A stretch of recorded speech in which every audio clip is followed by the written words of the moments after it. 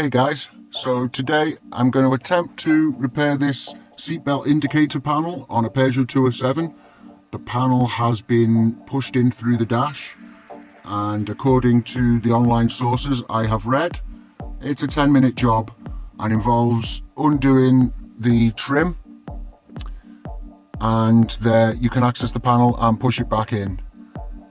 The forums say it's a quick 10-minute job, however I found no information on YouTube, so I thought I would make this video. For those of you who are interested, the Haynes manual for this model has forewarned detailed pictures of how to do this. Not everything is pictured in the book, but this is, which is quite useful. So we're going to try and do this. The tools it suggests to use are some kind of wooden or plastic spatula. I happen to have a range of plastic devices from repairing mobile phones, which may or may not be useful. Don't use metal tools is the suggestion, because you will scratch or possibly even damage the components. But what I will find useful are these rather chunky plectrum-like plastic tools, but any kind of spatula type implement will suffice. I am also under the impression that there are some torque screws. I can't quite see from the picture in the manual, but from reading online the suggestion is there's some torque screws, and you should have the relevant Torx bits in your socket set. So we're going to go ahead, and I hope this camera angle is okay. I've just wired up my camera using a dash holder. So we're going to get the plastic tool and try and remove this.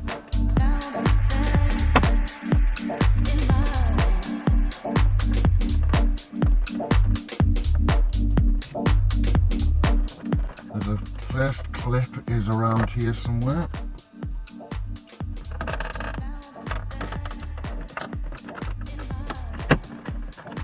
Should slowly and gently unclip from the car, taking care. Start around here. Stop away nice and easy.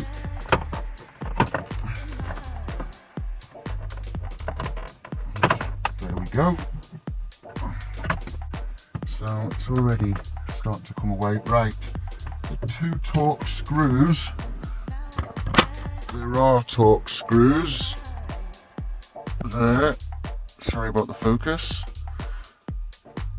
Which we will need maybe a Torx 20 or a 15. So get one of these out of your socket set.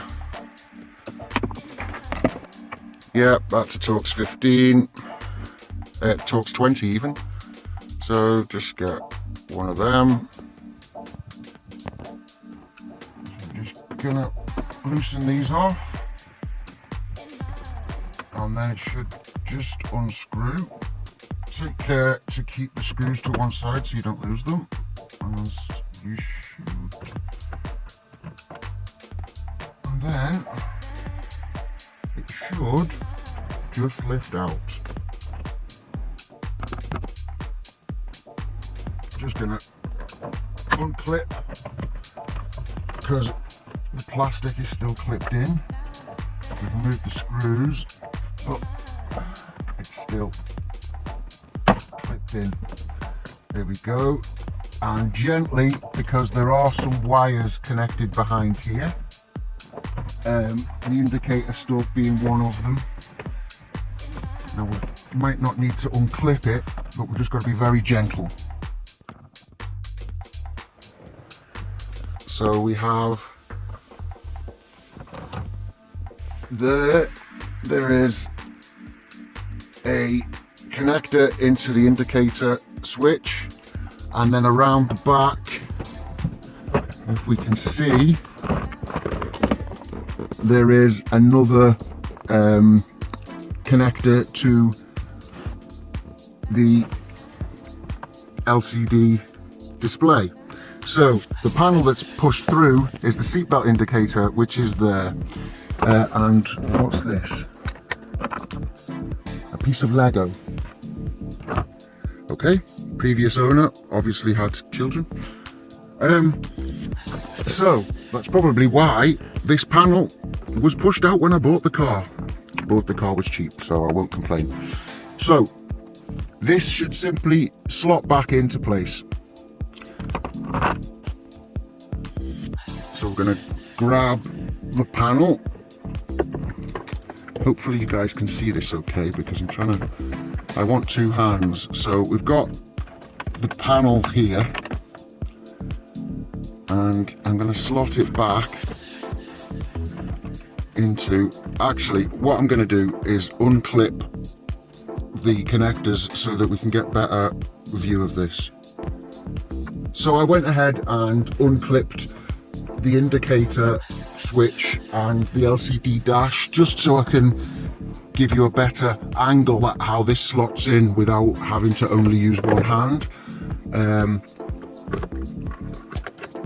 There are a few other things that are found behind here.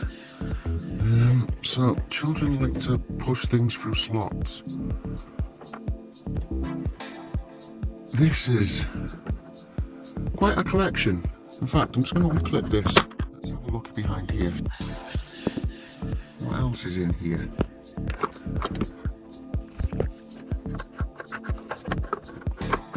Let's get the wiring loom out the way.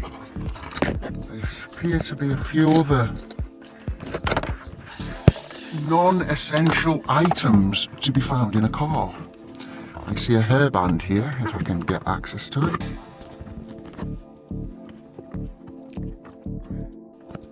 Just also to note, if you have, like I did, pull out your loom, it goes, I don't know whether you can see, I shall get a bit of illumination. There is a small hole at the back there which will facilitate that to go in. Sorry about trying to do this one-handed whilst holding a torch, it's not exactly ideal. So you can see there that it goes in at the back into the hole there.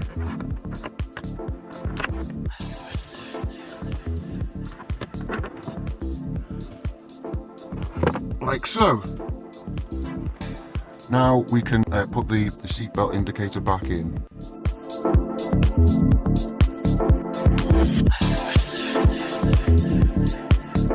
So we can push that back into this slot. You'll see that you can still see the pictures, so you know which way up it goes, and these little slots will align to these notches on the unit. So that will just slot in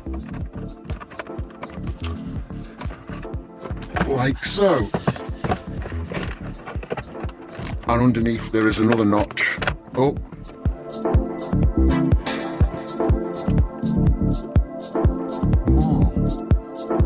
More things behind the air vents. Yeah, things just get pushed in where they don't belong. So just make sure that is in securely. And then go ahead and reconnect in the reverse order. So first of all, you want to plug the display back in the way it came. And plug your indicator stalk back in. Your indicator switch back in.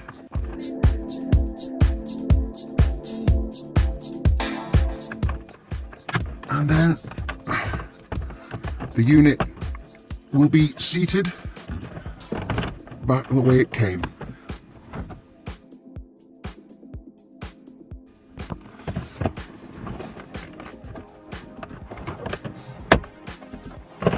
So there is only one way it can go back in, because the screws have to be lined up at the front, and then just gently push it back into place.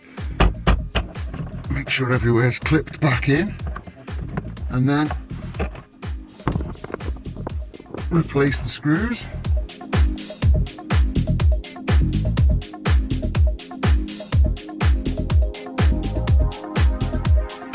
And we're righty-tighty, lefty-loosey, so we're going right.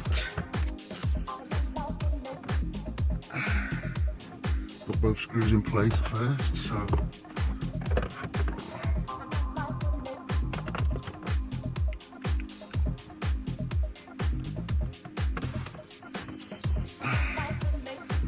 screw number one, and then tighten up the other screw.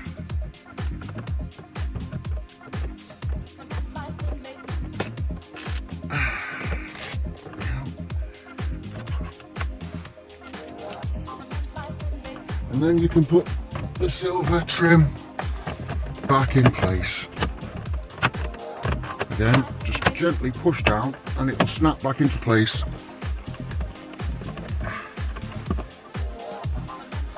And seatbelt unit is back where it belongs. It's working great. And I will start the car and just make sure the display is working as well.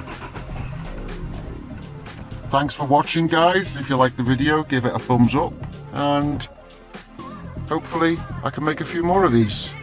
The next one I'm going to be doing is installing a LED strip controller to operate off the door. It will also come on when you turn the interior light on manually, and it will also have a constant feed so that you can turn it on and off with the remote control that came with the device, which requires some additional electrical wiring over and above that which comes with the unit. We'll need to wire in a switch to allow the operation. Okay, so look forward to seeing you again. Bye.